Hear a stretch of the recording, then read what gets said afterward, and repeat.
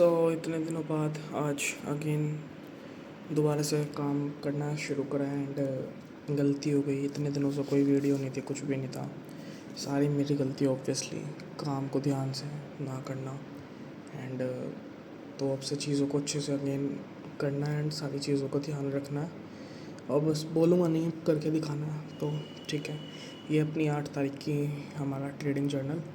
8 तारीख में सबसे पहले हम चीज़ें नोटिस कर लेते हैं क्या क्या चीज़ें हैं, फिर उनके बारे में बात करनी है।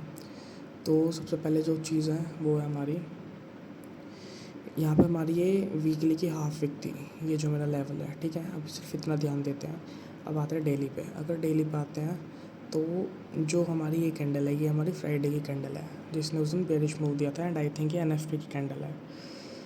देन फिर 4 आवर में जाते हैं हम तो हाँ, ये एनएफपी का मूव है। 4 आवर में जाने के बाद क्या होता है, ये जो हमारी ये लाइन है मैंने पहले बता दी, है हाफ वीक है हमारी वीकली की।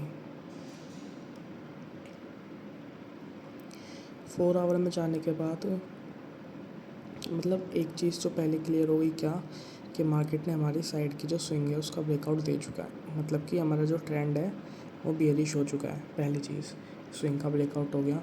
दूसरी चीज़ में यहाँ पे क्या देखी मैंने, वो ये देखी कि यार यहाँ पे मार्केट तो आ गई, अगर मेरी यही वाली कैंडल इसको एंगल्फ कर देती यहाँ पे, ठीक, तो मैं एक बार को यहाँ पे सोचता बाइंग के लिए। बट क्या हुआ, मार्केट ने मेरी इसका ब्रेकआउट नहीं दिया। तो फिर मैं आया अपने 1 आवर में।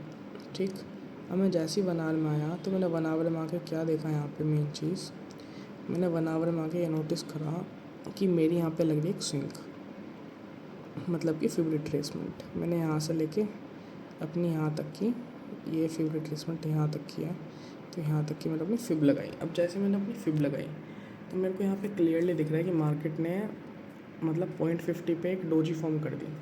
पहली चीज़ तो ये, एंड डोजी फॉर्म कर दी वो ठीक है, मेरा 0.60 का भी लेवल है। बट जो मेरी मेन चीज़ है वो ये है कि एक स्विंग है एंड मार्केट ने स्विंग का ब्रेकआउट नहीं दिया।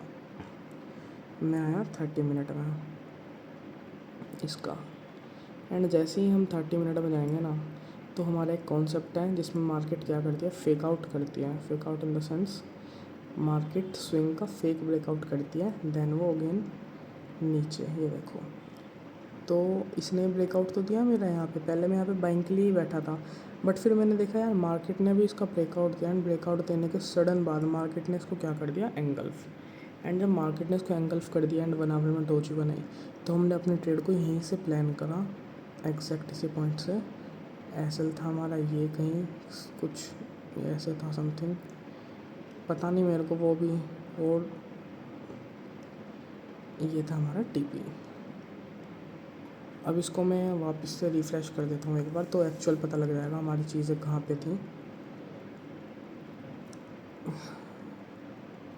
तो ये था हमारे इस ट्रेड के पीछे का लॉजिक। अब एक सेकंड में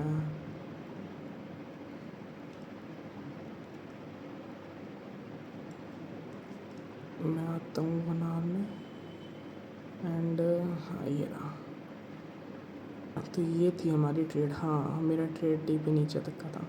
तो ये थी हमारी ट्रेड जो हमने ली थी। इसमें हमने 1:4 का अपना कैप्चर करा था एंड एसएल मैंने इसमें यहाँ पे रखा था 60 एंड मेरा टीपी था 77 का। तो ये थी मेरी ट्रेड जिसमें मेरा टीपी आया था एंड ये थे इस ट्रेड के पीछे के लॉजिक। तो मेन चीज़ें जो थी इसकी वो यहाँ पे मैंने सारी नोट डाउन कर ली हैं।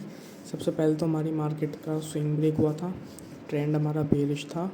4 आवर में हमें 3 चीज़ों पर ध्यान देना होता है। पहला हमारा स्विंग का ब्रेकआउट, दूसरा हमारा AOI वो भी था, तीसरा AOI मतलब swing breakout, AOI and AOI के बाद इसमें क्या कहते हैं, हमारी स्विंग का ब्रेकआउट होने के बाद, हाँ अरे यार फ़ोन आ रहा है, सॉरी।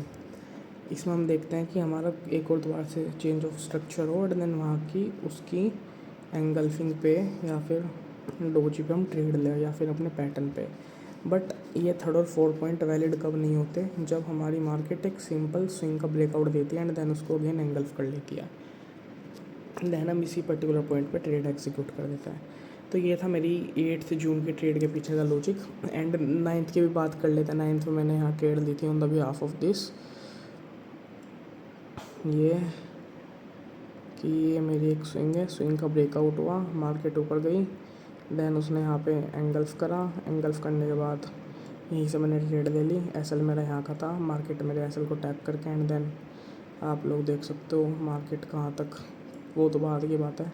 बट इस ट्रेड, ये अच्छी ट्रेड थी एंड इस स्पाइक का मैं कुछ कह नहीं सकता, वो हमारे हाथ में नहीं होता। तो ये था हमारी 8th और 9th के ट्रेड का लॉजिक। तो ठीक है, जय हो मेरे भोले बाबा जी के।